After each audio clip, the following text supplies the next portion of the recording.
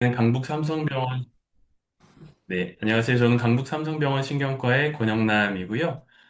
어, 이제 올해 3월부터 이쪽 강북 삼성병원에서 진료를 시작을 했습니다. 그리고 오늘 일단은 말씀드릴 내용은 다발성경화증에서 장기적인 예후와 관련된 요인, 그리고 뭐 질병관리법, 이런 거 말씀드릴 건데, 사실 한의 강좌를 몇 번 했었는데, 주로 좀 치료제, 뭐 약제, 뭐 이런 것들을 많이 말씀드리기도 했고, 진단 뭐 중요하다 이런 거 많이 말씀드리기도 했는데, 사실은 이렇게 자꾸 들어오다 보니까, 그래도 반복적으로 들으시는 분들도 많이 있으실 것 같고, 그리고 이미 진단 다 되시고 나서 이미 잘 약 드시고 계신 분들도 많은데 그런 분들께도 또 같은 내용을 또 이렇게 얘기하는 것보다는 그래도 이런 그 생활 습관이라든지 치료하면서 같이 또 생각해야 될 것, 약 말고 다른 것들에 대해서도 좀 한번 말씀드리면은 그 한번 상기하는 의미가 되지 않을까 싶어서 준비를 했습니다. 그래서 오늘 말씀드릴 내용들이고요. 일단 장기적인 예후가 어떤 것을 지금 장기적인 예후로 지금 두고 말씀을 드릴 건지 좀 얘기를 하고요. 그리고 예후를 결정하는 요인들, 요소들에 대해서 좀 말씀드리고, 그 요소들에 대해서 각각 테마를 가지고 좀 말씀드릴 건데, 치료에 대한 내용도 잠깐 나오기는 할 겁니다.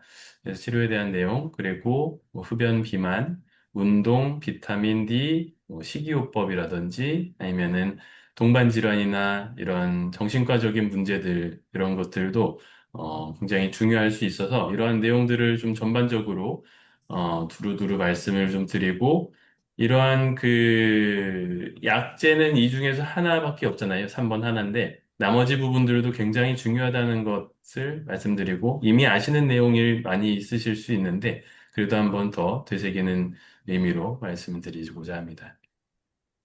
그러면 이제 장기적인 예후가 무엇을 뜻하느냐? 그래서 장기적인 예후는 예전 같은 경우는 재발을 하는 것, 그리고 재발함으로 인해서 이게 뭔가 장애가 남고 그러한 것들만 주로 생각을 해왔었습니다. 근데, 약제들도 좀 좋은 약제들이 많이 나오면서 사실은 재발 횟수를 많이 줄이는 데에는 굉장히 좋은 약제들이 많이 나와 있어요. 요즘 약제들 보면은 연간 재방률이 0.02%막 굉장히 낮거든요. 그래서 그런 것들을 이제 잘 컨트롤 하다 보니까 아, 이게 뭐 재발만 막는다고 해서 능사가 아니구나라는 거를 점점 사람들이 알게 됐고 그러면서 이 장기적인 예후도 마찬가지로 재발을 컨트롤하는 거 말고도 그럼으로 인해서 생기는 장애 축적 말고도 재발과 관련 없이 그냥 장애가 축적되는 부분들도 분명히 있어요. 그래서 재발하지 않았는데 나는 조금 신체 기능이 조금 떨어지는 것 같다든지, 그러니까 운동하는 기능이 좀 떨어진다, 걷는 거리가 좀 줄어든다, 뭐 이런 것도 있을 수 있고, 그리고 그 인지 기능도 저하가 될 수 있는데 기억력이 좀 떨어진다든지, 집중력이 떨어진다, 일을 하는 능력이 조금 평소와 좀 예전보다 좀 다른 것 같다. 이런 느낌. 그리고, 똑같이 생활하는데, 남들보다 좀 쉽게 피로해지는 건 알고 있었는데, 이런 것들이 좀 더 심해진다. 뭔가 일상생활 하는데 조금 뭔가 문제가 될 정도로 피로감이 심하다. 아니면은 삶의 질이 그것 때문에 좀 많이 떨어진다. 직장을 다니기 힘들다거나 아니면은 뭐 일상적인 활동하는 거, 가벼운 운동하는 것도 힘들다. 이런 것들도 있을 수 있고. 그리고 MRI를 찍어봤더니 이제 병변이 새로 생기는 건 아닌데 뇌가 좀 조금씩 쪼그라드는 그런 변화도 있을 수 있고요. 그리고 이제 피라라는 개념이 이제는 많이 들어서 아실 것 같은데요. 이러한 것들을 좀 다 뭉뚱그려서 재발이 없는 데에도 재발의 증거가 별로 없는데 MRI 새로 생기는 거 뭐 이런 것들 재발의 증거가 별로 없음에도 불구하고 뭔가 좀 증상이 좀 나빠졌을 때 그걸 이제 피라라고 하고 그렇습니다. 그래서 이러한 여러 가지 요소들이 이제 장기적인 예후에 영향을 미치는 요소들이고요. 우리가 이제 관리를 해야 될 그러한 대상이 되는 증상들이겠죠. 그래서 예전에 이렇게 재발 횟수만 따지던 때랑은 이제는 좀 다른, 좀 더 길게, 장기적인 그런 예후를 이제 신경을 써야 되는 데고, 뭐 그만큼 치료제가 많이 발달했고, 그렇기 때문에 더 많은 것들을 신경 써야 된다. 이런 의미로 받아들이시면 어떨까 또 싶습니다. 그래서 장기적인 예후를 이제 좌우하는 몇 가지 요소들이 있을 것 같은데, 사실은 뭐 많이 있지만은 이렇게 좀 몇 가지로 요약을 해서, 짚어볼 수가 있을 것 같습니다. 첫 번째는 질병 자체의 특성이 있을 수 있어요. 이게 발생이 조금 이른 나이에 발생을 했다면은 유병 기간이 아무래도 좀 길기 때문에 장기적인 예후에 좀 영향을 미칠 수 있고요. 질병 초기에 재발을 조금 여러 번 했던 분들, 그리고 2년 사이에 보통 집회를 한 번 했냐, 두 번 했냐, 세 번 했냐, 이런 거에 따라서도 장기적인 예후가 좀 달라질 수 있고, 맨 처음 진단받았을 때 MRI의 병변 개수, 그러니까 초기에 진단됐을 때 이 다발성 경화증 병변 개수가 얼마나 많으냐. 그래서 많으면 사실은 조금 더 안 좋은 예후로 뭐 볼 수는 있을 것 같고, 어, 조금일 때 발견이 되고 증상이 나타났으면은 그 질병 초기부터 발견됐기 때문에 이런 분들은 사실 조금 초기부터 질병을 좀 컨트롤 했다고 생각할 수 있기 때문에 그러면은 장기적인 예후는 오히려 조금 더 좋을 수 있고 그렇죠. 그리고 한번 증상이 발생해서 뭔가 장애가 남았을 때 완전히 회복됐느냐 아니면은 조금이라도 장애가 좀 남은 채로 불완전한 회복을 했느냐. 그래서 장애가 조금씩이라도 쌓이기 시작한다면은 그것도 조금 안 좋은 사인일 수 있어요. 이런 질병 자체의 어떤 처음 진단됐을 때 상황이나 뭐 그런 것들에 대해서 장기적인 예후가 좀 좌우될 수 있고요. 그럼 진단이 되고 난 이후에는 치료 전략에 따라서도 좀 달라질 수 있는데 치료를 언제 시작했느냐, 그리고 약물을 어떤 거를 썼느냐, 그리고 치료하는 기간 동안에 얼마나 열심히 치료를 했느냐, 그리고 어, 치료를 하면서 이 정기적인 MRI 재발 평가도 굉장히 중요한데요. 이 치료제가 내 몸에 잘 맞는지 아닌지 예전에 이제 증상으로 재발했을 때만 재발로 생각하는 그런 경우도 있었지만은 요즘에는 웬만한 그 다발성 경화증 진단이 된 이후에는 보통은 한 1년에 한 번씩은 MRI를 찍어서 새로운 병변이 생기진 않는지 이런 것들을 꼭 평가를 하죠. 그래서 만약에 약을 잘 쓰고 있는데도 이렇게 MRI에서 새로운 병변이 보인다거나 그러면은 이 약이 충분한 효과를 내지는 못하고 있을 것 같다. 이런 생각을 할 수도 있고요. 그렇습니다. 이런 것들은 사실 방금 말씀드린 내용들은 이제 다발성 경화증에 조금 국한된 내용이어서 MRI 같은 경우는 사실 시신경 척수염이나 모광체 질환 같은 경우에서는 뭐 정기적으로 찍거나 꼭 그러지는 않아요. 오늘 다발성 경화증에 좀 초점을 맞춰서 말씀드릴 거고. 그리고 생활 습관, 세 번째로는 생활 습관인데, 뭐, 이거는 이미 많이 유명하죠. 흡연, 이거 특히 제일 유명한 건데, 흡연이 있고, 그 다음에 비만, 그리고 운동과 관련된 거, 그리고 비타민 D가 내 몸에 부족하진 않은지, 그런 것들, 그리고 식이 패턴 이런 것들도 요 생활 습관에 다 들어가는데 이러한 것들도 장기적인 예후하고 결국 연결이 될 수 있다는 것이고 수면의 질이라든지 아니면 평소에 스트레스가 어느 정도인지 이런 것들도 어 이제 장기적인 예후와 관련된 한 축으로 생각할 수 있을 것 같아요. 그리고 마지막으로는 동반 질환이 뭐가 있는지 특히 고지혈증 중요하고요. 혈압, 당뇨 이런 것들이 있는지, 그리고 정신과적인 질환, 그러니까 우울증이 있는지, 불안증이 있는지 이런 것들도 중요하고, 그리고 그 외의 감염 예방하기 위한 백신이라든지 이런 것들도 장기적인 어떤 예후와도 관련이 있을 것 같습니다. 그래서 요 각각의 요소에 대해서 좀 말씀을 드리려고 하고요. 오늘은 사실은 질병 자체의 특성, 이건 평소에 많이 말씀을 드렸던 것 같고, 그리고 치료 전략도 뭐 간단하게 언급은 하겠지만은 요 세 가지, 2, 3, 4번에 대해서 조금 더 중점적으로 말씀드리려고. 그러면 치료를 왜 빨리, 그리고 왜 강하게 해야 되느냐, 이런 내용을 좀 말씀드릴 건데요. 뇌 손상은 사실 뇌에 염증이 생기고 이게 그 다발성 경화증, 이 경화라고 하는 그러한 뭔가 노즐이 생기는 그런 플락이 생기는 그때부터 사실은 뇌 손상이 시작된다고 보시면 될 것 같습니다. 그래서 플락이 생기고 나서부터는 결국 뇌, 신경 이런 것들이 손상이 되고 이게 축적되고 있는 그런 상태고요.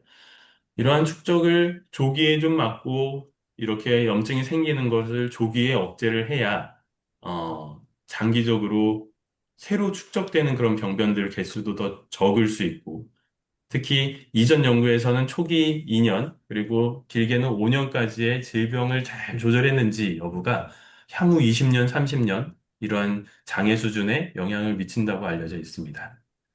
그래서 뭐 사실은 타임 이즈 브레인이라고도 많이 얘기가 있는데 그러면 뇌신경이 이제 한번 그 염증이 생기고 죽은 세포는 다시 살아나진 않고 이제 그 다른 그 뇌신경들이 기능을 좀 대신하기도 하고 그런 그 과정을 통해서 회복을 할 수는 있지만은 결국 한번 이렇게 죽은 신경세포가 막 재생하고 그러지는 않기 때문에 염증이 생기지 않도록 관리하는 게 일단은 1번으로 제일 중요할 것 같습니다.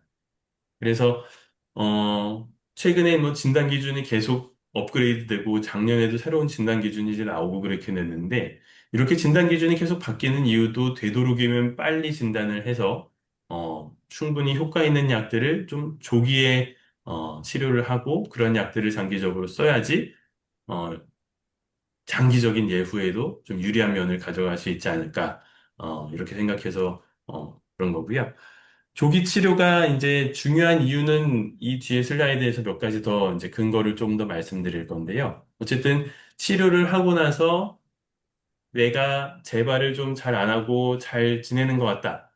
그러면 뭐 약을 끊어도 되지 않을까? 이런 생각은 일단은 안 하시겠지만은, 그렇지 않죠. 그래서 무증상으로 MRI 병변이 새로 생기는 것도 생각할 수 있고, 그리고 재발을 꼭 안 한다고 해서 어, 이렇게 증상이 새로 재발하지 않는다고 해서 그 MRI 병변이 새로 안 생기는 것도 아니고 그래서 약을 잘 드시는 것도 중요하고 꾸준한 평가를 하는 것도 중요하고 그렇습니다. 조기에 시작을 하는 것이 왜 중요한지 또 몇 가지 더 예를 들어 말씀드릴 건데 요거는 요즘 많이 쓰고 있는 약 중에 하나죠. 이제 오크레부스라는 약이 이제 사용된 지 꽤 시간이 지나고 많은 분들이 이제 주사 치료를 하고 있는데 오크레부스를 처음 임상 시험했을 때 나왔던 그 자료에다가 약 10년이 지난 시점에서 지금 시점에서 이 환자분들을 쭉 다시 팔로우업을 해서 추적을 해봤을 때 이 초기에 약을 썼던 그룹이 주황색이고 약을 안 쓴 그룹이 초록색인데요. 초기에 이렇게 좀 격차가 벌어졌죠. 격차가 벌어졌는데 이 CDP라고 해서 이제 그 장애가 축적되는 그러한 환자들, 그러니까 장애가 발생한 그러한 환자들을 이제 발생하면 이제 밑으로 내려간다고 생각하시면 돼요. 그래서 이렇게 격차가 벌어졌던 것이 지금 한 10년이 지났는데 넘게 지났는데도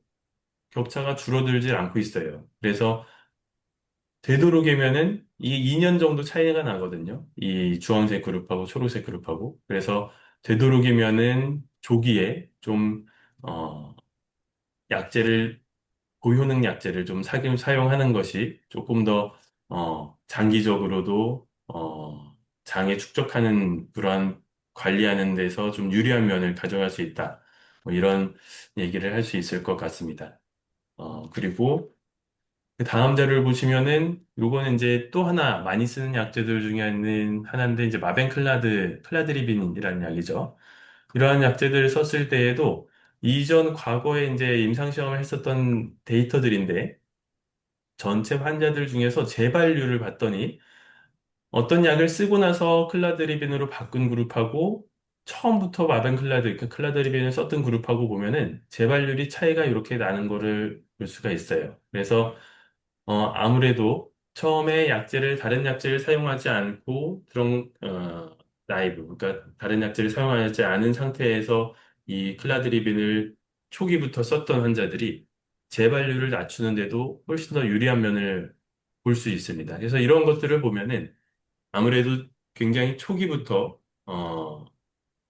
좀 고효능 약제들을 효과적으로 쓰는 것이, 더 중요하다고 할 수 있고, 마지막 그 다음 얘기로는 이제 고유능 치료에 대해서 그러면은 어떤 약이 고유능 치료인지 그런 것들을 좀 말씀드리려고 하는데, 뭐 고유능 치료는 사실 이미 이제 약재들을 많이 접해 보셨으면 알고 있으실 것 같은데, 주로는 이제 지금 쓰는 약들은 마벤클라르다라든지 아니면은 오크렐리주맙 주사를 반복적으로 한 6개월마다 하는 것, 나탈리주맙 주사를 한 4주나 6주마다 하는 것, 그런 것들이 다 고효능 약제, 그리고 알렌투주맙 같이 확, 일시적으로 주사를 막 하고 난 다음에, 경과를 관찰한 그런 약제들이 다 이제 고효능 약제들이라고 합니다. 이런 고효능 약제들은 재발률을 한 60에서 90%까지 감소하고 굉장히 효과가 좋기는 해요. 그래서 MRI 새로 생기는 병변을 억제하는 효과도 좋고, 그리고 증상이 재발하는 효과도 60에서 90% 감소니까 연간 재발률도 굉장히 획기적으로 낮출 수 있는 그러한 것이고, 일부 약제들이 이제 피라, 아까 말씀드린 재발이 없는데도 불구하고 증상이 조금 나빠지는 그런 것들도 늦출 수 있다. 이러한 가능성도 제시를 하고 있습니다. 근데 모든 약제들에서 이런 피라를 없앤다. 이런 것들은 아직 근거가 조금은 부족한 것 같고, 아직 약제들이 아직 해결해야 되는 부분이긴 합니다. 근데 이런 고효능 치료가 그러면 모든 환자에서 꼭 필요하느냐? 나는 고효능 치료를 받고 있지 않은데 그러면 당장이라도 약제를 바꿔야 되느냐? 꼭 그런 거는 아니에요. 그래서 이 지금까지 보여드린 자료는 사실 통계적으로 많은 환자분들이 고효능 약제가 꼭 필요한 환자분들이 많다. 이러한 내용들을 이제 통계적으로 반영하다 보니까 그게 차이가 나는 게 수치상으로 보이는 건데, 분명 어떤 환자분들은 분명 이 기존에 쓰던 먹는 약들, 아니면 주사약들로 장기적으로 잘 유지가 되는 분들도 분명히 있거든요. 사실 이러한 분들을 뭐 초기에 찾아내서 이런 어떤 분들은 중등도 효능의 약제, 주사약이라든지 아니면은 택피데라나 아니면은 페리솔로누마이드 이런 약들을 이제 사용하는 사용해도 괜찮은 환자분들을 좀 초기에 구분해낼 수 있으면 좋은데, 아직은 조금 그거는, 확실한 방법은 없는 것 같고, 다만, 많은 환자분들은 고효능 약제가 필요하긴 하지만, 일부 환자에선 이러한 중등도 효능 약제에서도, 충분히 효과를 발휘할 수 있기 때문에, 내가 이 중등도 효능 약제로 지금까지 잘 지내왔는데 약을 바꿔야 되냐? 이거는 꼭 아니긴 합니다. 그리고 고효능 약제들은 그만큼 부작용이나 감염에 대해서는 좀 취약할 수 있어요. 약제가 좀 세고, 부작용도 있을 수 있기 때문에, 특히 최근 나왔던 자료 중에 하나가 이제 오크렐리주맙을 10년 이상 사용했을 때 간질성 폐질환이 발생할 확률이 한 9%, 10%까지도 된다라는 그런 연구 결과도 나오는 거를 보니, 이 장기적으로 사용했을 때에는 이런 부작용이라든지 감염이라든지 이런 것들을 꼭 고효능 약제를 사용했을 때 꼭 체크를 해야 된다. 이런 내용들이 있고, 이런 약제들을 사용할 때에는 임신할 때, 계획을 할 때에는 꼭 상의를 해야 된다. 이런 것들이 있고. 그래서 그러면은 나는 고효능약제가 아닌데 그럼 내 약은 충분한가요? 라고 질문을 하실 수 있는데, 재발하는지 MRI를 주기적으로 잘 평가를 하고 있는데도 별 문제 없이 이 지금 쓰는 약이 잘 듣는다. 그렇다면은 일단 괜찮으실 것 같아요. 그런 것들은 이제 주치의 교수님들과 상의를 하시면 좋을 것 같고, 그리고 강한 약제들은 무조건 위험한가요? 이게 뭐 감염 위험성인데 꼭 그렇지는 않습니다. 뭐 대부분의 환자분들이 어, 이렇게 심각한 부작용이 없이 약제들을 장기적으로도 잘 사용할 수가 있고, 그렇고요. 한 번 시작하면 평생 맞아야 하나요? 뭐 이런 질문도 있을 수 있는데, 사실은 지금까지는 약제를 언제 끊어도 된다 이런 것들은 컨센서스가 잘 없기는 합니다.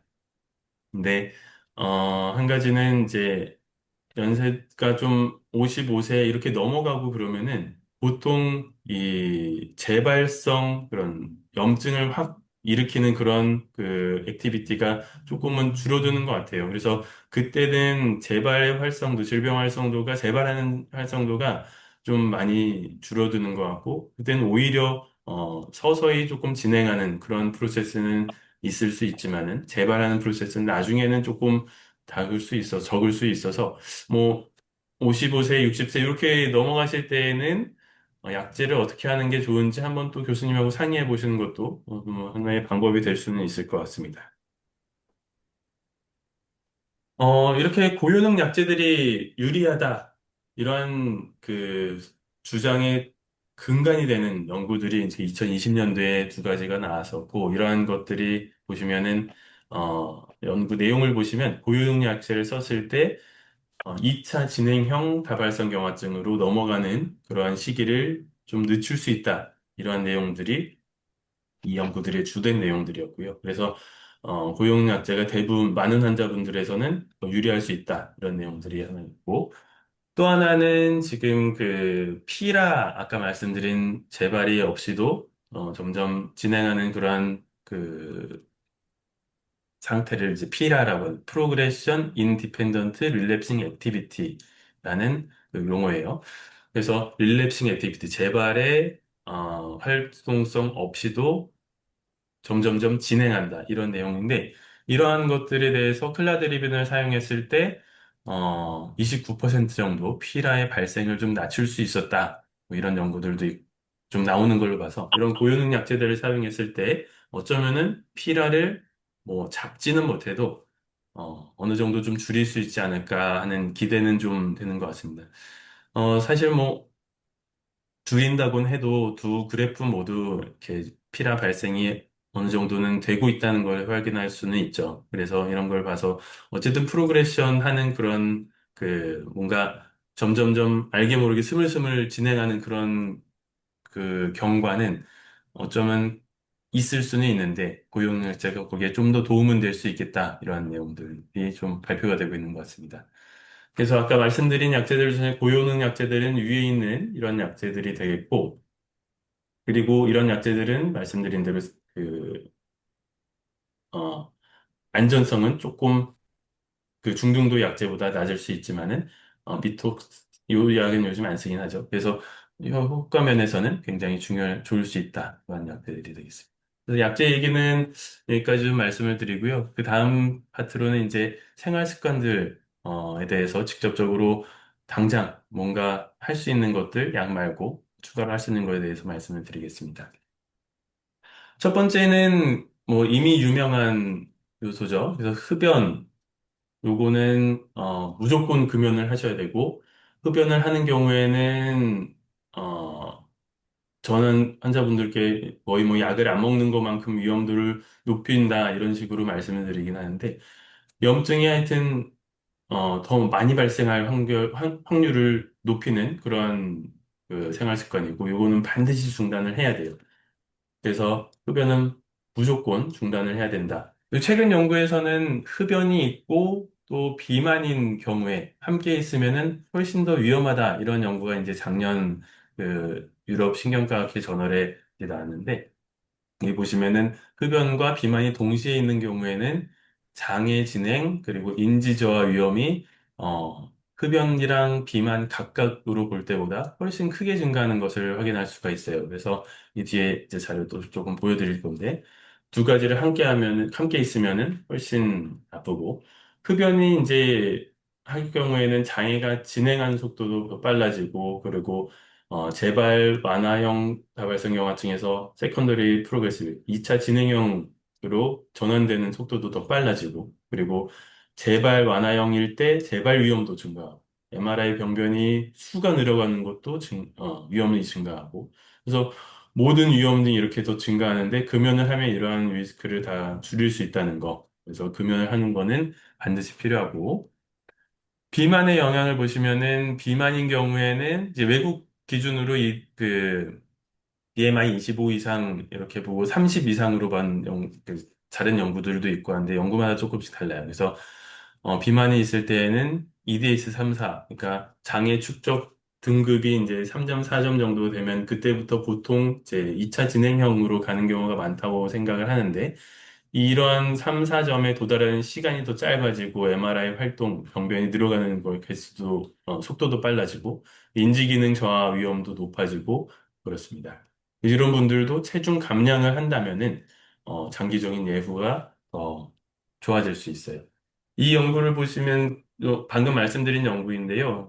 좀 더 자세히 보시면은 비만인 환자에서 흡연을 하는 경우 이 비만도 없고 흡연도 없는 게 맨 위에 기준이 됩니다. 이게 위험소가 1이라고 하면은, 이 어떤 위험도냐면은, 그, 장기적으로 뭔가 장애가 축적되거나, 하여튼 뭔가 나쁜 예후를 가질 위험도가 두 가지를 함께 했을 때 1.47배 증가하는 것을 알 수 있고, EDSS 3점, 그러니까 장애가 많이 축적되는 확률도 담배를 피면서 비만인 환자분들이 1.76배, 아무것도 없는 사람보다 더 높다고 할 수 있습니다. 그래서, 뭐 수치상으로 되게 적어 보일 수 있지만은 47%가 더 높아지고 76%가 더 확률이 높아진다는 뜻이에요. 그래서 굉장히 높은 위험성을 가지고 있다는 거고, 특히 또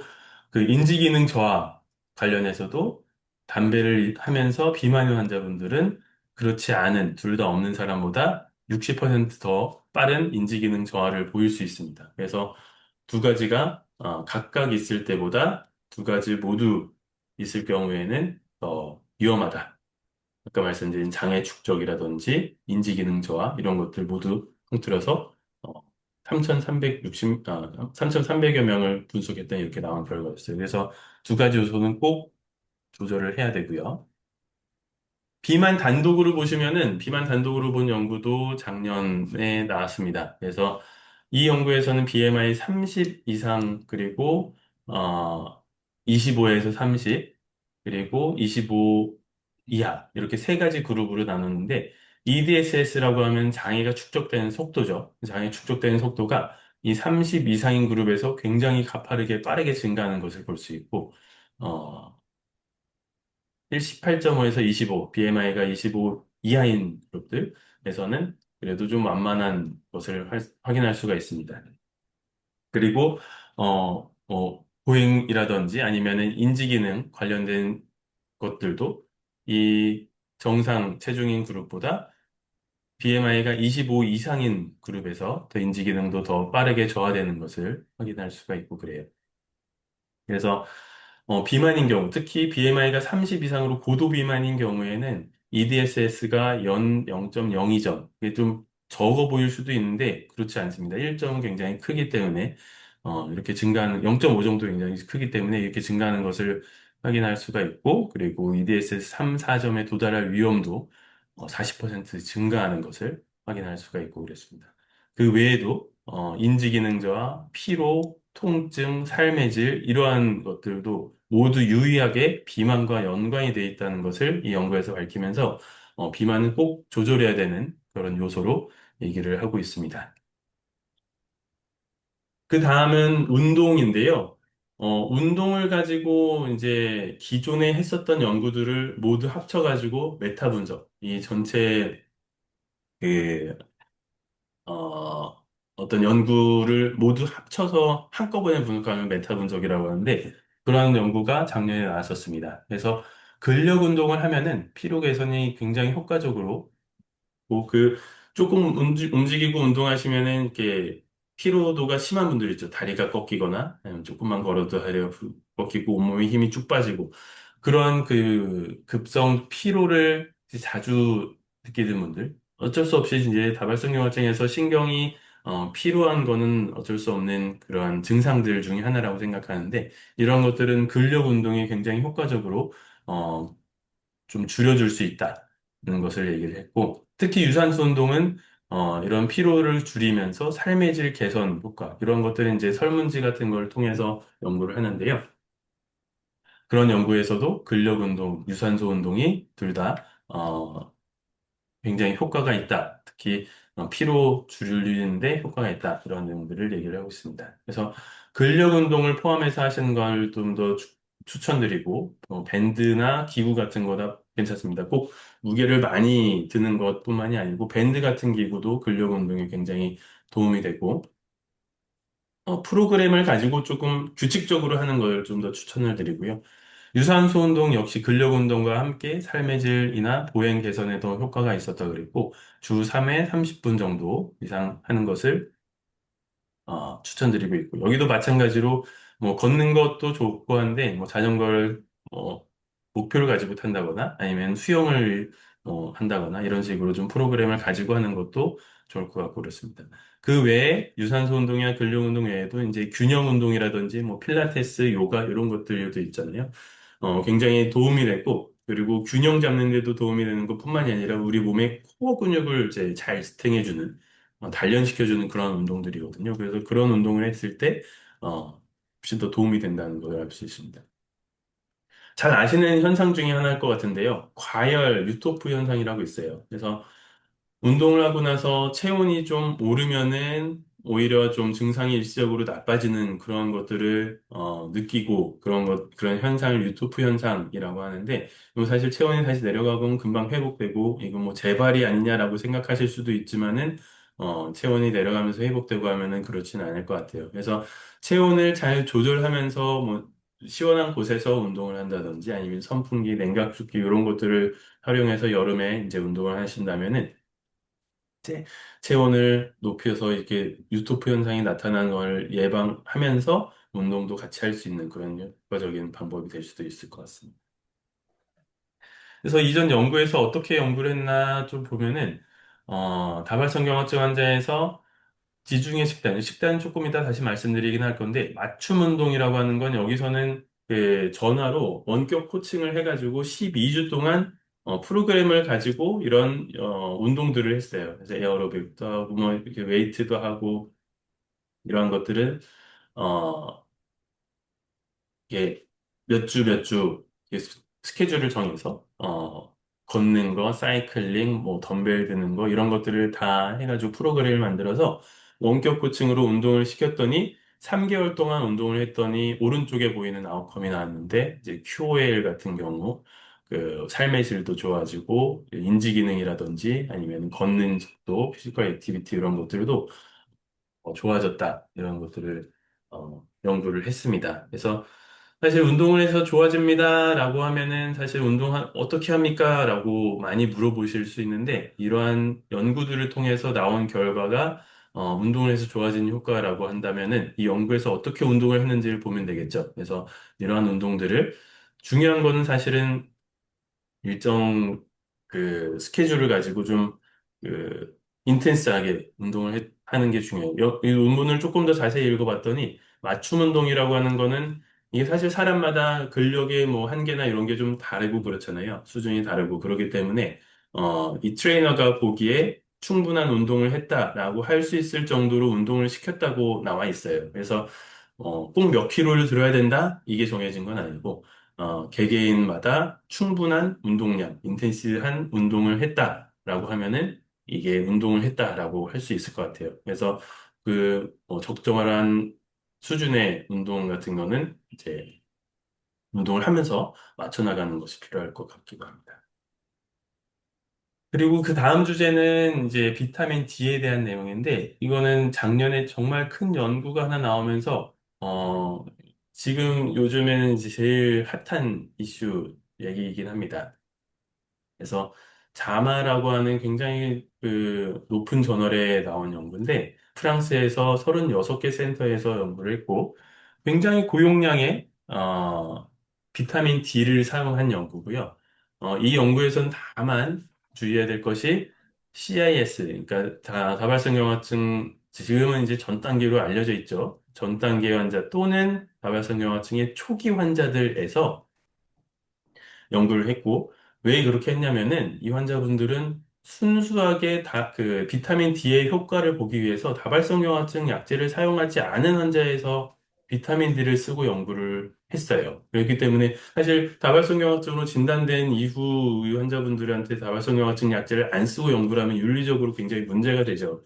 그래서 이런 환자들을 선별해서 연구를 했었고, 이 환자들에서 비타민들을 고용량으로 썼더니 어, 이 염증이 발생하는 퍼센트가 좀 줄어들었다. 이런 내용들을 확인할 수가 있었고, 좀 해석할 때 조금 주의해야 될 것은 비타민 D가 부족할 경우에는 다발성경화증의 그 위험도나 다발성경화증 발병 위험도 또는 질병의 활동성이 좀 증가할 수 있으니 이건 꼭 방지를 해야겠고, 체크를 해서. 그리고 고용량 보충을 했을 때 MRI 활동성 억제, MRI 새로운 병변이 생기는 거를 좀 줄일 수 있다.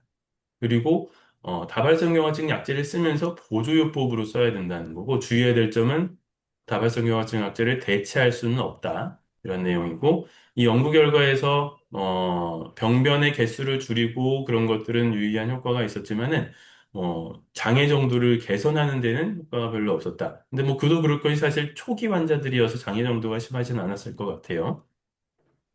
그리고 혈중 농도를 꼭 확인하고 혈중 농도가 낮은 환자분들은 꼭 고용량을 복용하는 것이 또 필요할 것 같고 우리나라 환자분들은 근데 많은 환자분들이 사실 혈중 농도가 굉장히 낮습니다. 그리고 연구가 이렇게 나오긴 했지만은 아직 가이드라인이 아직 명확하게 나온 건 아니어서 확인해야 될 부분도 있습니다. 그래서 어, 내가 비타민 D 수치가 낮다. 그러면은 고용량으로 보충하는 것이 꼭 필요하니까 이거는 꼭 확인했으면 좋겠고 비타민 D와 관련된 얘기는 예전부터 굉장히 많이 나오고 있어요. 비타민 D가 사실 아시다시피 햇빛을 받으면서 몸에서 이제 만들어낼 수도 있고 그런 것인데 이렇게 다발성경화증이 자주 생기는 많이 생기는 그런 지역들을 봤더니 햇빛이 많은 지역은 이만큼인데 적도 근처인데 좀 스킵이 돼 있죠.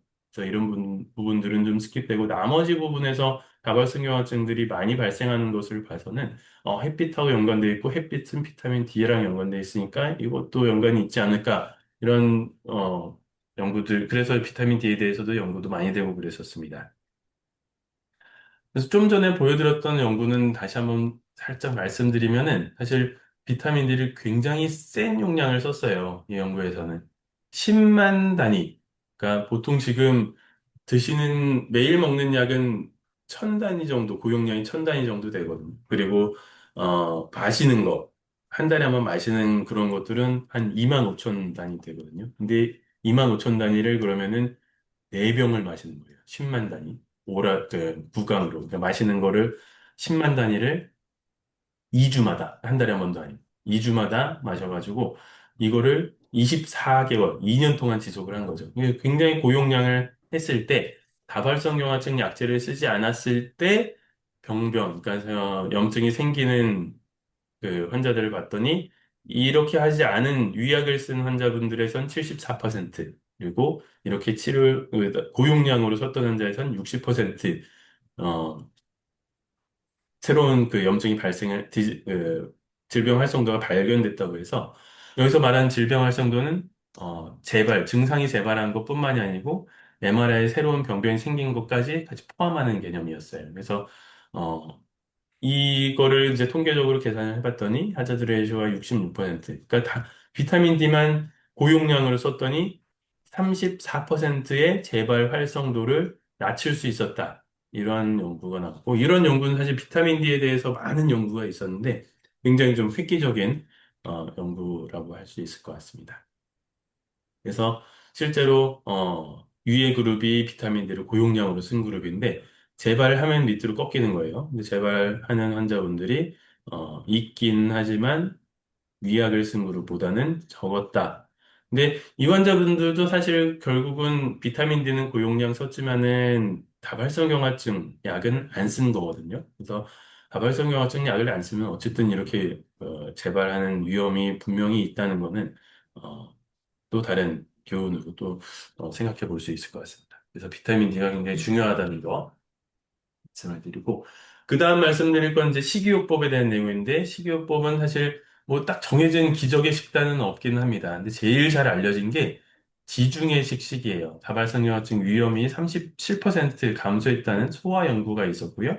피로 개선에도 좋고, 그리고 요즘에는 장하고 뇌하고가 이게 미생물과 그런 어떤 면역 시스템이 연결되어 있다는 그런 이론들이 많이 나오면서 장내 미생물 균형에도 영향을 미쳐서 면역 시스템에 영향을 미칠 수 있다. 이런 내용들이 나오고 있고 실천할 수 있는 거는 보면 뭐 채소, 과일 요거는 좀 뒤에서 다시 한번 말씀드릴 것 같고 다만 극단적인 제한식을 하는 거는 불균형이 있을 수 있기 때문에 주의해야 되고 지속적으로 너무 극단적으로 치우치면 이게 계속 못 먹잖아요. 그래서 지속적으로 가능한 그런 식단을 해야 될 것 같고, 대신 과학적으로 좀 근거가 부족한 것들, 뭐 건강한 것 같은데 근거가 아직 MS에서는 부족한 것은 글루텐 제거 식단이라든지, 이런 스왕크 식단, OMS 식단 뭐 이런 것들이 있어요. 근데 이런 것들은 다발성경화증에서는 좀 근거가 아직은 부족하다. 그래서 근거가 조금 있는 것들은 지중해식 시기가 제일 잘 있다고 알려져 있고요.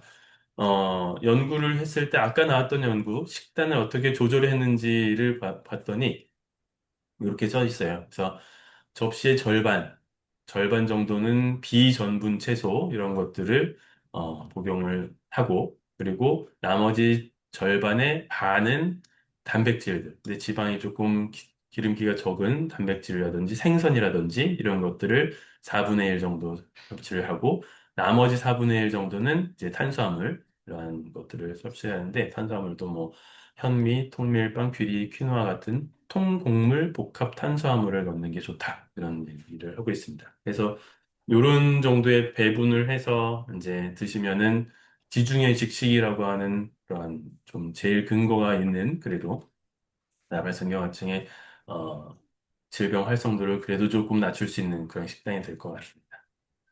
그 외에 또 생활 습관에 대해서 말씀드리면은 담배 뭐 아까 말씀드렸고 특히 야간 근무 이런 것들이 있는데 수면하고도 관련이 있고 야간 근무를 하는 분들에서 이렇게 좀 다발성 경화증의 진단 위험도 높아지고 질병 활성도도 조금 높아질 수 있다는 거 이런 것들을 좀 짚고 넘어갈 수 있으면 좋겠습니다. 마지막으로는 이제 동반 질환하고 이제 정신 건강적인 부분 좀 말씀드리고 마칠 건데요. 동반 질환들, 특히 중요한 것들은 이제 고지혈증, 혈압, 혈당, 당뇨, 이런 것들이 다발성경화증 예후에 영향을 미친다는 것이 최근에 여러 연구에서 이제 밝혀지고 있습니다. 그래서 이러한 것들이 하나 있을 때랑 두 개 있을 때랑 또 다른 질환이 같이 있을 때, 세 개 이상 있을 때 이런 것들이 다 연관이 돼서 동반 질환이 더 많을수록 질병 활성도, 다발성경화증의 더 안 좋은 영향을 미칠 위험성이 더 높아지는 것도 알 수 있고, 고지혈증에서는 특히 콜레스테롤 정기적으로 체크하는 것이 중요하고, 그리고 고혈압, 당뇨도 내가 있진 않은지, 이거 성인병이기 때문에 언제든 생길 수 있어요. 그래서 주기적으로 건강검진에서 생기지 않도록 하는 그러한, 아니면 생기더라도 관리를 잘하는 그러한 것이 필요할 것 같고, 그렇습니다. 그래서 이러한 내용을 조금 연구들을 보면은요, 방금 말씀드린 그러한 질환들이 어떤 게 포함이 됐냐, 이 연구에서는 어떤 게 포함됐냐면, 고혈압, 고지혈증, 당뇨, 그리고 심혈관 질환, 그리고 심혈관 질환, 허혈성 심질환도 들어가고, 협심증이나 아니면 심근경색이 포함되고요.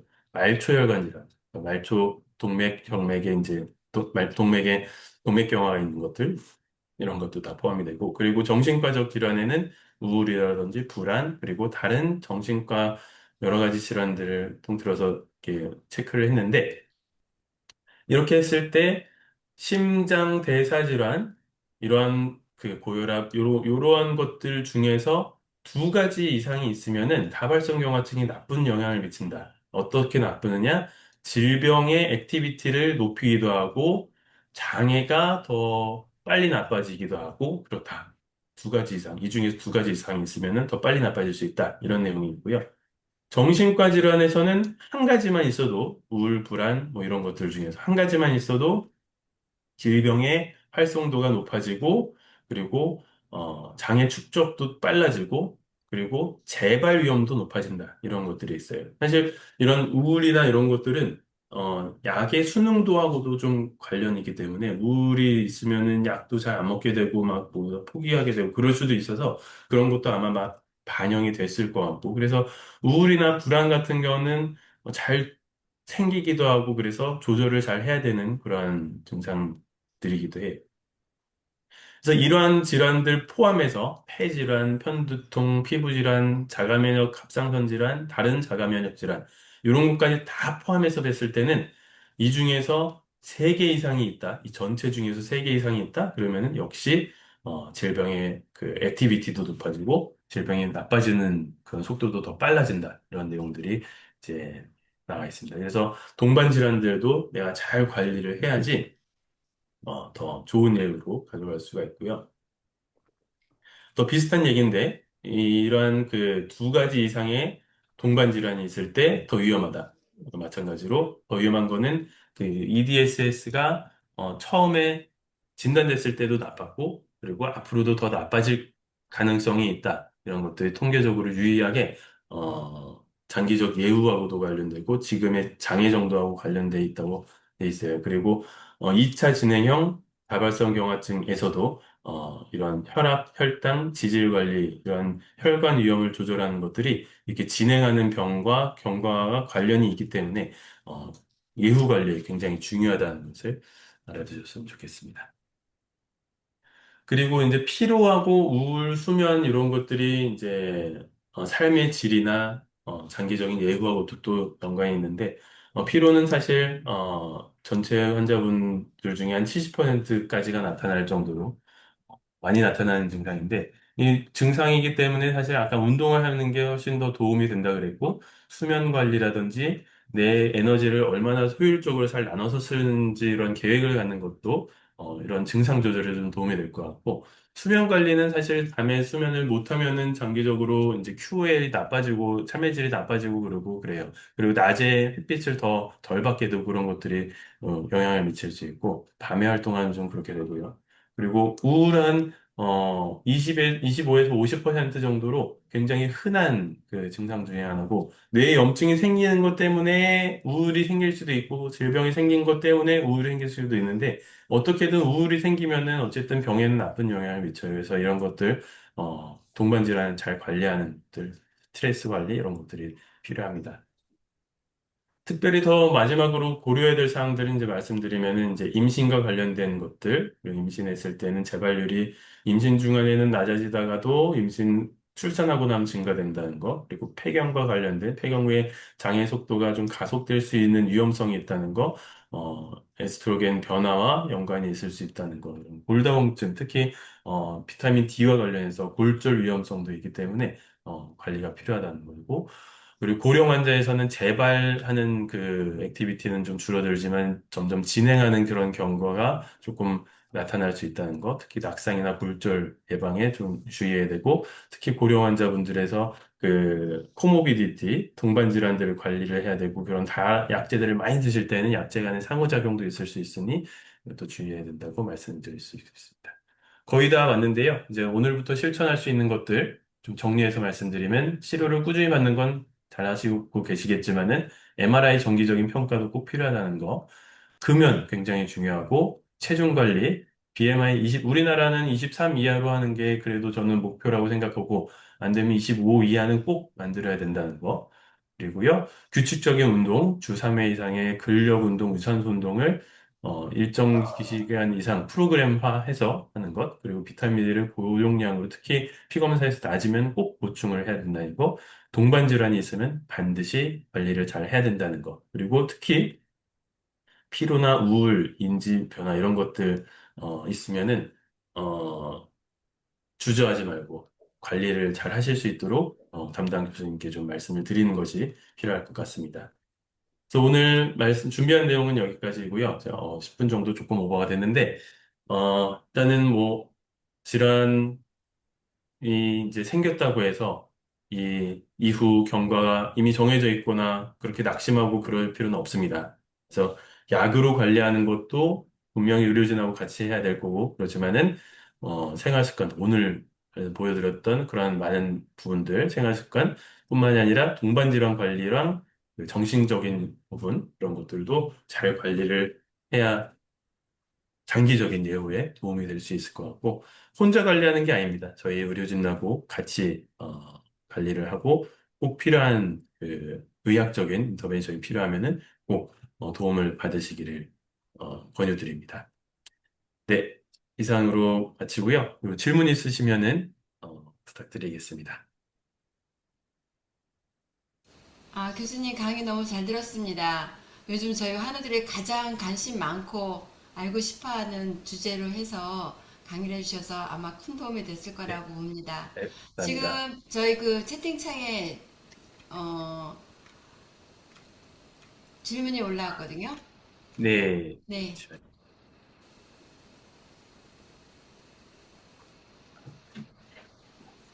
네, 질문 같이 보겠습니다. 네. 두 자녀를 두고 있는 50대 아빠이시고 다발성형수 유전적 요인은 없는 걸로 알고 있는데 데이터로 확인할 수 있죠. 네. 일단은 다발성형증 이런 희귀질환은 이 유전적인 요인은 아예 무시를 할 수는 없어요. 그래서 유전적인 거, 환경적인 거, 그러한 것들이 다 복합해서 이제 질환이 발생을 하고 그러는 건데요. 유전적인 게 아주 배제할 수는 없고 다발성경화증이 아예 없는 그러한 그 가계보다는 자녀들에서 발생할 확률이 조금은 더 높기는 합니다. 하지만은 이게 뭐 보통 알려진 유전병처럼 멘델 유전 법칙처럼 어, 몇 퍼센트가 꼭 생기고 이러한 것들은 아니기는 해요. 그래서 유전 요인이 완전히 없지는 않지만은, 그리고 뭐, 배제하기는 어렵지만은, 그래서 이제 다발성 경화증이 없는 그 가계에 있는 자녀분들보다는 약간의 위험성은 더 있지만, 무리할 정도는 아니고, 그리고, 어, 많이 걱정이 되신다면은 사실 뭐 나중에 검사를 해볼 수는 있지만은 꼭 필요한 건 아니다 정도로 말씀드릴 수 있을 것 같아요. 네. 55세 이상이면 재발 빈도가 줄어들고 약제를 덜 쓰고 초반에 들은 것 같은데 폐경이 재발 가속에 영향을 주나요? 아, 폐경이 있으시면은 사실 여성 호르몬과 관련해서 이제 재발하고 질병 어, 장애가 나빠지는 정도 하고 영향이 있을 수 있다라고는 알려져 있어요. 근데 근거가 아직은 아주 많지는 않고 강의 후반에 말씀드린 것처럼 폐경이 있은 이후에 조금 더 나빠지는 경우가 있다라고 하는데 이게 사실은 꼭 연령과 관련된 건지 이건 뭐 정확히는 분석하기 조금 어렵기는 합니다. 하지만은 이제 55세 이상이면은 재발 빈도가 줄어들고 그때부터는 오히려 조금 그 진행하는 경과가 있진 않은지를 잘 봐야 되는 시기이긴 하거든요. 그래서 폐경이 있을 때에는 재발 가속에 일부 영향을 준다라는 연구들이 있기는 해서 나는 그 호르몬 치료라든지 이런 것들을 하는 것도 도움이 될 수 있다 이렇게 알려져 있어요. 그래서 최근에 어, 폐경과 관련돼서 폐경이 다발성경화증에 미치는 영향 이런 것들이 최근 논문에도 나왔는데 영향이 있을 수는 있어서 아직은 또 조금 더 충분한 연구는 필요한 단계이기는 합니다. 다만 연관성은 계속 얘기가 나오고 있어요. 네. 그리고 네, 감사드리고 목욕을 하거나 하는 게 영향이 있다. 예, 어떤 영향에 대해서 말씀 주신지는 잘 모르겠는데, 뭐, 사우나 이야기하는, 아, 네. 예, 예, 예. 사우나 말씀하신. 사우나는 대표적으로 영향이 있다고 하는 거는 몸의 온도가 높아져서 유토프 현상, 아까 말씀드린 그러한 것들에 대해서 조금, 얘기가 많이 나오고 있어서 보통 사우나를 그렇게 권유드리고 있지는 않아요. 왜냐하면 유토프 현상 때문에 증상이 나빠지는 것처럼 이렇게 느끼거나 재발하고 좀 헷갈리거나 그럴 수 있어서 어쨌든 몸의 온도가 좀 높아진 상황을 굳이 이렇게 좀 추천드리고 그러지는 않아서, 사우나를, 많이 하고 즐겨 하시는 거는, 체온 때문에는 조금 조심성이 있다. 이 정도는 말씀드릴 수 있을 것 같아요. 유토프 현상을 말씀드릴 때 꼭 사우나 얘기를 했던 것 같거든요. 그래서, 이렇게 좀 말씀드릴 수 있을 것 같아요. 네, 그러시고 습관이 잘 안 되고 당연히 예, 그러실 수 있죠. 하지만 그러기 위해서 제가 오늘 강의를 해서 한 번 더 짚어드렸던 것 같아요. 그리고 고효능약제의 경우 약 단계가 높아서 그만큼 병변이 발견되어야 보험 적용이 그렇죠. 주시원생 결정으로만 가능할까요? 그렇죠. 이게 보험에서 인정하는 기준이 있어가지고요. 지금 대략 말씀드리면은 중등도 효능의 약제를 쓰다가 재발을 하거나 MRI에 뭔가 병변이 새로 생겼다. 뭐 이런 경우에는 보통은 고효능 약제가 보험이 된다고 생각하시면 대략은 맞을 것 같아요. 그래서 이러한 부분은 조금 객관적인 증거가 있어야지, 이 보험 인정이 되고 보험가를 적용받아서 치료를 받으실 수 있기 때문에 주치 선생님하고 검사 결과를 가지고 상의를 하거나 MRI 찍은 거 가지고 상의를 하거나 아니면은 요즘에 그 2차 진행형에 관련해선 MRI에서 재발이나 이런 게 없더라도 EDSS 스코어를 이렇게 주기적으로 체크를 해서 이게 진행하는 경과를 보인다. 그러면은 2차 진행형에서 요즘 오크레부스를 사용할 수 있기 때문에 그러한 방법으로 고효능약제로 바꾸는 경우도 있을 수 있을 것 같습니다. 그래서 MRI 병변 아니면 재발 아니면은 EDSS 스코어 같은 객관적인 병이 진행하는 경과를 보이는 게 주치의 선생님을 통해서 확인이 되면은 약을 변경할 수 있을 것 같아요. 그리고 햇빛을 안 받더라도 비타민 D 복용하면 괜찮나요? 아니면 광치료제야 해요? 어, 비타민 D를 그래서 복용하면은 괜찮다고 할 수 있을 것 같아요. 그래서 비타민 D는 여기서 말씀드리는 비타민 D는 고용량을 말씀을 드리는 거고, 비타민 D를 고용량 복용하시면 사실 피 검사를 해서도 많이 올라간 수치가 올라가는 것도 확인할 수가 있고, 그리고 작년 연구에서 비타민 D가 염증을 줄이는 효과도 굉장히 어느 정도 있다는 것을 확인했기 때문에 비타민 D를 먹는 것으로도 할 수 있다. 근데 되도록이면 햇빛을 받고 같이 비타민 D를 올리는 것도 도움이 될 것 같고, 그리고 햇빛을 받으면서 운동하시면은, 이중으로 도움이 되지 않을까 싶네요. 비타민 D를 한 달에 2만씩 복용했을 때는 매일 먹던 1000유닛은 그만 먹어야겠죠. 비타민 D의 과다 부족. 어, 이게 사실은 조금 애매하긴 한데, 이 비타민 D를 어느 정도 복용을 하고, 어느 정도 수치가 정상이냐, 이런 것이 기준이, 뭐, 다발성경화증을 대상으로 연구를 해서 나온 그런 거는 별로 없어요. 근데, 대부분은 이렇게, 골다공증이라든지, 이러한 뼈와 관련된, 내분비내과와 관련된, 이런 거에서 수치들을 좀 차용해서 사용하고 그렇게 했었거든요. 그러다 보니까 뭐 사실 떤 게 딱 좋은 용량이다. 이만을 복용하면 1000은 그만 먹어야 되느냐. 꼭 그런 것도 정해지지는 않은 것 같긴 합니다. 심지어 좀 전에 보여드렸던 작년에 있었던 그런 굉장히 큰 대규모의 연구에서는 거기만 13,000명 이상이 이 연구에 들어가 있었는데 거기서는 비타민 D를 2주에 10만 유닛을 썼잖아요. 이 한 달이면은 20만 유닛. 그래서 지금 드시는 한 달에 2만 유닛 쓰는 거에 10배를 쓴 거예요. 그래서 사실은 지금 쓰는 그 2만 유닛을 쓰고, 어, 매일 먹는 1000 유닛을 쓰는 것까지 해도 사실은 뭐 그렇게 막, 문제가 되거나 그러진 않을 것 같긴 합니다. 그래서 이런 것들도 조금 더 가이드가 나왔으면 좋기는 하는데 아직은 뭐 요것도 사실은 아주 고용량은 아니고 이렇게 합쳐서 드시면은 한 달에 한 5만 유닛 드시는 거거든요. 근데 연구에서는 아까 20만 유닛이었죠. 그거에는 아직은 미치지 못하고 그래서 어쨌든 뭐 복용해도 된다. 복용할 수 있다. 라고 말씀을 드리고 싶습니다.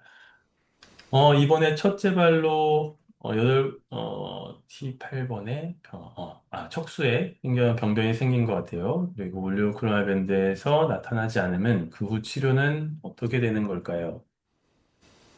첫 재발이라고 하시면은 처음 병변이 발생하고 척수 8번에 병변이 생기고, 근데 올리고클로날 밴드가 없었다. 요것만 가지고는 아직은 다발성 형아증은 진단이 어렵기는 한데요. 일단 뇌에도 병변이 있어야 되고, 만약에 뇌에도 병변이 있고, 재발이라고 말씀하신 거 봐서는 이번이 혹시 두 번째로 생긴 거면은 다발성경화증으로 진단을 하고 치료를 할 수가 있어요. 근데 만약에 뇌에 병변이 있는데 이번에 처음 증상이었다.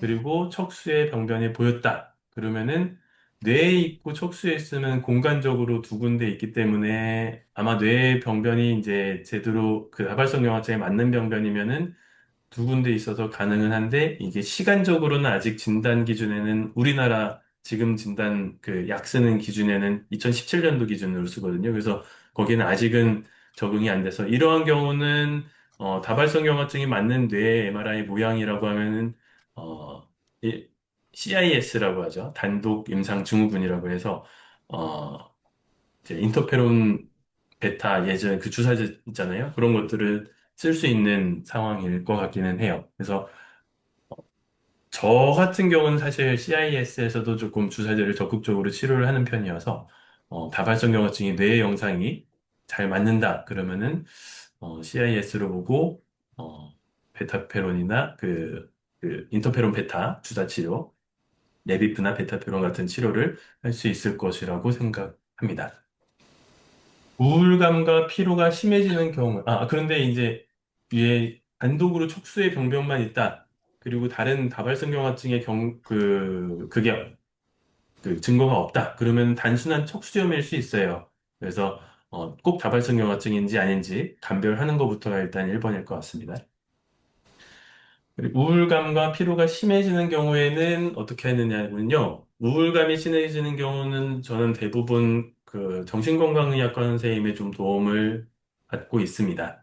제가 직접 우울감을 좀 약으로 컨트롤하거나 그런 거는 조금 어렵기도 하고 제한이 있고 전문 영역이 아닐 수 있기 때문에 정신건강의학과 선생님과 상담을 통하고 필요하면 약도 쓰고 그렇게 해서 우울감을 조절하는 게 중요할 것 같고요.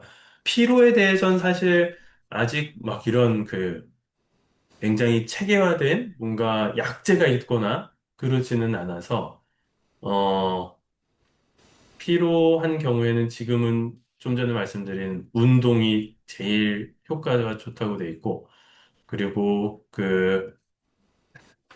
이게 다리 피로감 이런 것들에 대해서 다리가 좀 쉽게 꺾이고 그런 분들에서는 그 먹는 약제도 조금 도움이 된다고 하면은 쓸 수 있는 약이 있기는 해요. 그래서 그 먹는 약제를 써서 보통은 한두 달 써봤을 때 효과가 있으면은 굉장히 드라마틱하게 피로가 조금 더 좋아지는 분들도 있거든요. 그래서 그 먹는 약제를 사용해 보는 것도 피로감에는 좀 도움이 될 수 있다. 걷는 거에는 특히 도움이 될 수 있다. 말씀드리겠습니다.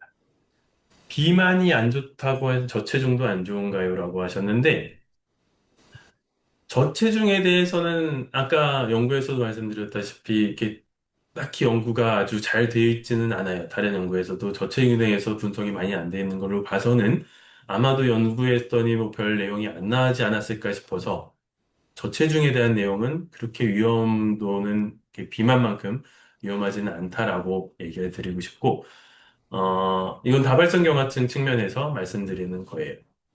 다만 저체중이 안 좋은 거는 여기 지금 듣고 계실지 모르겠지만은 시신경 척수염에서는 저체중이 안 좋습니다.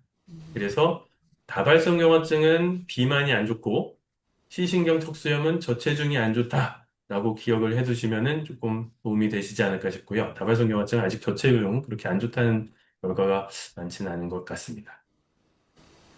카티 치료를 통해서 완치가 가능한 질병일까요? 사실 어, 요즘 종양 치료부터 해서 자가 면역 질환에서 카티 치료가 굉장히 활발하게 나오고 있고 한데요. 다발성 경화증의 측면에서 봤을 때에는 아직 카티 치료는 조금은 갈 길이 멀다고 생각은 듭니다. 그래서 뭔가 카티 치료가 타겟하는 무언가가 있어야 되는데 다발성 경화증에서는 그 타겟하는 무언가를 찾기가 조금 어려운 측면도 있고 그렇다고 지금 뭐 카티 중에서도 B세포를 타겟으로 하는 카티 치료들이 나오고 있고 그렇긴 한데, 그러한 치료들을 통해서 아예 완치를 할 수 있느냐, 이것도 주기적으로 계속 치료를 해야 되는 것이고, 이게 카티 세포가, 아주 장기적으로 또 치료 효과를 나타내지 않을 수 있고 그렇기 때문에 지금으로서는 아직 완치를 할 수 있는 질병이다, 아니다, 말씀드리긴 조금 어려울 것 같고, 다만 이제 시신경 척수염이나 이제 이런 타겟이 좀 있는 질환들, 자가항체가 밝혀지고 자가항체를 내는 그런 비세포들도 있고 뭐 그런 것에서는 어쩌면 미래에는 좀 더 빠르게 조금 더 빠르게 카티 치료를 좀 도입할 수 있지 않을까라는 생각을 하고 있습니다. 하지만 아직은 조금 어, 초기 단계다. 좀 연구가 많이 필요한 분야다. 것 같습니다. 아, 잠깐만요, 비타민, 교수님. 네. 혹시 다음 스케줄 괜찮으신가요? 지금 질문이 그래요? 계속 올라오는데요. 아, 지금 네. 올라온 것까지만 하고 더 이상은 받지 않는 걸로 하겠습니다. 근데 그러니까요. 괜찮으신가요? 에이, 뭐 저는 좋습니다. 네. 저 괜찮으세요? 말씀, 네, 네. 알겠습니다. 일단은 말씀, 예, 그럼, 드릴 건 드리고, 그럴게요. 네네네. 비타민 D의, 한국인 비타민 D 평균 수치, 어느 정도 수치가 나야 되는 데이터 같은 게 이게 국건형 자료라고 해서 국민건강영양조사라고 해서 우리나라 그 일반인 그 성인들 이게 연령별로 대상으로 비타민 D를 굉장히 체계적으로 잘 검사를 해놓고 있어요, 우리나라에서. 그 수치를 보더라도 비타민 D의 어떤 정상 수치라고 하는 거에는 좀 못 미치는 우리나라 평균이 좀 못 미치는 수치였던 걸로 기억을 합니다. 제가 기억하는 게 아마 시진경 척수염에서 제가 비타민 D를 국권형 자료랑 비교했던 연구를 제가 했었는데, 거기에서도 이미 우리나라에는 좀 못 미치는 수준이었고, 어느 정도의 수치가 기관마다 조금씩 그 수치에는 차이가 검사 방법에 따라 수치 차이가 있을 수 있는데, 저희 같은 경우는 한 30 정도 기준을 보고 있었거든요. 그래서, 근데 그 30이라는 수치가 뭘 받는지에 따라 좀 달라요. 그래서 그 수치에 못 미치는 환자분들이 저는 상당히 많은 편이었고, 그런 경우에서는 비타민들을 좀 고용량으로 쓰는 게 꼭 필요한 것으로 알고 있습니다. 내 뇌의 진행 사항을 파악하려면 MRI 상에서만 확인이 가능한가요? 음, 일단 객관적으로 확인할 수 있는 거는 MRI가 제일 객관적으로 확인할 수 있고요. 다만 이 MRI는 우리가 구조를 보고 속에 하얀색으로 뭐가 변했는지 이런 걸 보고 뭔가 눈에 이렇게 보이는 변화가 있어야지 확인할 수가 있는데 기능적인 부분은 조금 확인하기는 어려울 수는 있어요. 그래서 진행 상황을 파악한다는 거가 다발성 경화증 측면에서 어떤 그 점점 그 증상이 나빠지고 장애가 축적되는 그런 것들을 말씀을 하시는 거라면은 MRI에서 뇌가 위축되는 거를 가지고 파악할 수도 있고요. 두 번째는 보행 기능, 좀 의뢰해서 제일 쉽게 좀 파악할 수 있는 게 보행 기능을 검사하는 거, 손의 동작을 검사하는 거, 아니면은 그, 이렇게 인지 기능을 좀 해보신 분들도 있겠지만은, 어, 그, 모양을 보고 숫자로 이렇게 변환하는 그런 테스트 해보신 분들이 있을 거예요. 그런 것들을 하는 그런 인지기능 평가를 통해서 그러한 것들이 점점점 혹시 변화가 있는지 스코어가 그런 걸 가지고도 어느 정도 좀 파악할 수 있고 그래요. 그래서 그런 기능적인 부분을 파악하는 방법도 있고 MRI 상으로 구조적이나 아니면 볼륨이나 이런 걸 파악하는 방법 그게 다 가능할 것 같습니다. 환자가 결혼 등 미래를 계획할 때 어떤 조언을 해주나요? 상대방 가족과 병에 대한 인식이 달라서. 아, 그렇죠. 이게 굉장히 큰 주제일 것 같아요. 특히 당사자분들, 특히 이렇게 좀 젊은 여성분들한테 많은 질환이기다 보니까 이제 좀 민감하고 예민한 질환일 수 있는데 요즘 약제들이 굉장히 많이 좋아지고 있잖아요. 이 약제들이 좋아지는 것은 무엇을 얘기하냐면 이제 질병 극복하는 데 조금 더 가능성이 있다는 거하고 이 예전에는 증상이 재발하는 거, 병변이 재발하는 거 이런 것들도 조절이 잘 안 됐던 시기가 많이 있었는데 지금 약제들은 사실 재발은 굉장히 효과적으로 억제를 할 수 있고 그래요. 그리고 지금 추가로 임상시험이 된 약들, 되고 있던 약들에 대해서는, 진행하는 경과에도 효과가 좀 있는 약들, 특히 BTK 이니비터 같은 것들, 굉장히 효과 좋은 약들이 이제 그러한 그 진행을 막는 거에서도 타겟을 좀 할 수 있다라고 저는 이제 장기적으로 생각을 하고 있는데, 이 정말 좀 간단하게 생각하면은 혈압이 있다고 해서 결혼 못하는 건 아니잖아요. 상대방 가족이 이런 것들을 좀 이해를 못 하실 수도 있다면은 혈압이 있다고 어, 뭔가 결혼을 못할 정도는 아니라고 생각하는데 그거랑 비슷하게 이게 관리를 잘 하면은 잘 지낼 수 있는 병이라는 거를 이해시켜 드리는 것이 제일 중요할 거라고 생각하고 그런 식으로 저는 조금 처음 진단된 분들이라든지 아니면은, 이런 상담이 필요할 땐 그렇게 말씀을 좀 드리는 것 같아요. 그래서 관리를 얼마나 잘하느냐에 따라서, 정말 잘 지낼 수 있는 질환이다. 그런 상태다라는 거를 이해를 시킨다고 하면은, 뭐, 정말 혈압도 없어지지는 않는 병이잖아요. 근데 관리를 잘하면은, 괜찮은, 잘 지낼 수 있는 질환이고, 그런 거에 대한 인식을 조금 예를 들면서 설명을 하면 좀 어떨까? 근데 좀 어떻게 설명해도 좀 어려운 문제일 것 같긴 하고, 저도 좀 안타까운, 음, 부분일 것 같아요. 특히 결혼에 대해서는 그럴 것 같습니다. 하루 15,000보 걷는데, 사우나 1, 2개월에 한 번 하는데 위험한 거냐?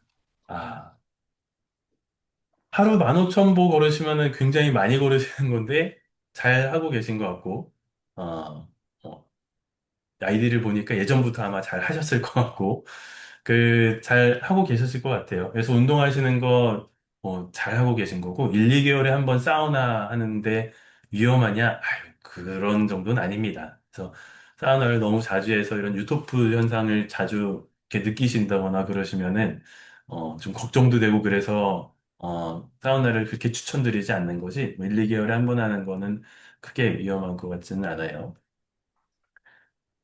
첫 번째 질문, 두 딸이 있어서 유전 여부가 걱정이다 하셨는데요. 유전적 영향이 배제는 않는다. 검사로 알 수 있는다는, 사실은, 음, 사실 다발성경화증 여러분들도 저기 검사를 할 때, 뭐, 피검사나 이런 걸 했을 때 어릴 때 미리 알 수 있었다, 이런 거는 아마 아닐 것 같아요. 그래서 애들이 미리 검사를 한다고 해서 알 수 있는 건 아닐 것 같고.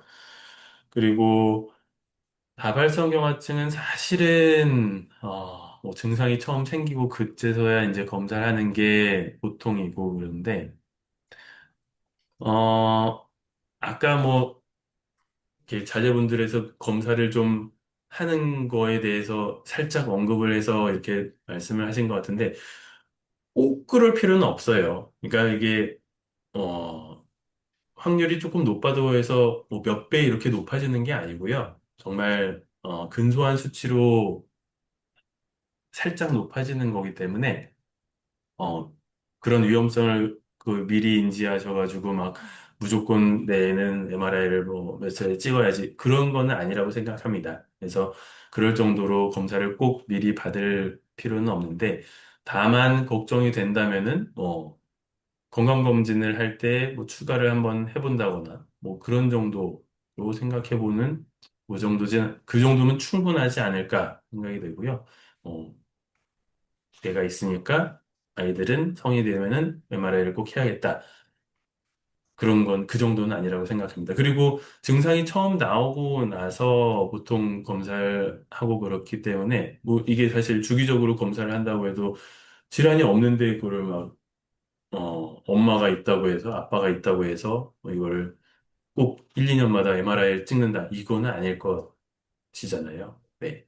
그래서 음, 유전 때문에 위험성이 높아지는 거는 아주 그렇게 걱정할 정도는 아니니까 MRI를 꼭 찍어야 된다. 그렇게 생각할 필요는 없을 것 같습니다. 운동 후에 다리가 무겁고 걷기가 힘들어서 최소 30분은 쉬어야 되는데 그래도 꾸준히 운동하는 게 좋은 거죠. 네, 그렇게 꾸준히 운동하는 게 물론 더 좋기는 하고요. 운동 시간을 조금 조절을 해서 운동이 이제 최소 30분을 쉬어야 된다고 하면은 뭔가 운동을 강도가 조금 지나치지 않았나 생각해보는 것도 좋을 것 같아요. 그래서 조금 끊어서 운동하는 것도 좋을 것 같고, 무조건 시간을 정해두고 이 시간을 채워야 된다라기보다는 어느 정도 심박수라든지 이런 거를 어, 120회 이상 이렇게 올라가는 정도의 운동을 했다. 어느 정도 하고, 그리고 내가 몇 분 정도 운동을 하면은 이 몇 분을 쉬어야 된다 이런 게 정해져 있다고 하면 어느 정도 규칙이 있다고 하면 아까 에너지 관리 측면에서 좀 말씀드렸잖아요. 에너지를 조금 효율적으로 이 정도 조금 운동 시간을 줄여서 여러 번 나눠서 운동을 하면은 그러면은 조금 효율적으로 운동 시간도 가져가면서 쉬는 시간도 좀 줄어들고 그럴 수 있을 것 같아요. 근데 최소 30분을 꼭 쉬어야 된다. 이럴 때 이제 자꾸 나오는 얘기가 이제 유토프 현상도 좀 감별을 해야 되는 게 운동을 하면은 어쨌든 체온이 조금 올라갈 수 있을 거거든요. 그래서 그런 경우에 좀 힘이 확 빠지는 그런 증상을 느끼는 게 아닌가, 그런 것도 한번 고민을 해보시고, 그래서 좀 짧게 짧게 여러 번 운동하는 것도 중요하고, 그 꾸준히 운동하는 건 당연히 더 중요할 것 같습니다. 비타민 D 과양 복용 기준이 없다면 좋은 해석인데, 그건 임상시험 대상에서 아직 MSR 복용하지 않은 상태에서 그렇다. 베타타라는 저 같은 사람도 비타민들을 한 달에 5만 6만씩 된다면 좋을 것 같긴 하다. 공조하는 실험 대상이 아니어서 조금 조심스럽습니다. 다발성 경화증 약제를 쓰면서 비타민 D를 연구를 했던 것들은 기존에도 몇 가지 더 있고 그래요. 근데 그 연구 결과들이 조금 상반됩니다. 그래서 이게 정말 약제 효과를 좀 완전히 배제할 수는 없었어서 그러한 연구에서 비타민 D의 효과가 있다 없다가 아직 왈가왈부하던 중이었고, 이번에 약제를 안 쓴 사람들에서 굉장히 고용량을 썼을 때 확실히 통계적으로 유의한 효과가 났다. 이러한 거는 처음 있었던 연구거든요. 약제를 안 쓰면서 썼던. 그래서 다발성경증에서 비타민 D의 단독 효과를 볼 수 있었던 연구였기 때문에 의미가 있고, 이걸 가지고는 비타민 D에 효과가 있다라고 결론을 내도 됩니다. 그래서 비타민 D가 있는 거는, 효과가 있는 거는 맞기는 하고요. 약제를 쓰면서 비타민 D를 쓰는 거는 그러면 효과가 뭐 없지 않을까라고 생각하실 수 있겠지만은, 뭐 그렇진 않을 것 같아요. 비타민 D 단독으로도 이미 효과가 있기 때문에 충분히 약제 쓰면서도 비타민 D의 효과를 덤으로 더 얻어가실 수 있을 것 같아요. 네. 물론 뭐 이번 연구에서는 같은 조건이 아니셨기 때문에 뭐 해석에 조심스러울 수 있지만은 비타민 D가 효과가 있다는 거는 확실히 밝힌 연구 생각합니다. 다발성경화증으로 종기가 발생할 수 있나요? 종기가 발생할 수 있는, 여기까지는 제가 잘 조금 애매한데, 다발성 경화증을 치료하면은 이제 약제를 여러 가지 쓰는데, 약제를 처음 썼을 때 어떤 부작용에 의해서 뭔가 조금 생기거나, 피부 부작용이 생기거나 뭐 그런 거는 면역 약제이기 때문에 좀 그럴 수는 있을 수도 있는데, 이 질환 때문에 종기가 생겼다? 그거는 조금 아닐 것 같고요. 다만, 이제 다른 종류의 자가 면역 질환이, 피부 질환이 또 있다거나, 그러면은 뭔가 다른 질환, 으로 인해서 생길 수는 있다고 생각합니다. 일을 많이 하시는 분들 수고 많으십니다. 발병 후에 원래 하던 일을 그만두고 시간대로 스트레스를 덜 받는 일을 골라서 하고 싶다. 하셨고, 정규직은 힘들고 스트레스를 많이 받는 직업은 불가능하다 생각하시는데, 탈수 질환 진단 일을 그만두게 되는 건가요? 꼭 그렇지 않습니다. 꼭 그렇지 않고요.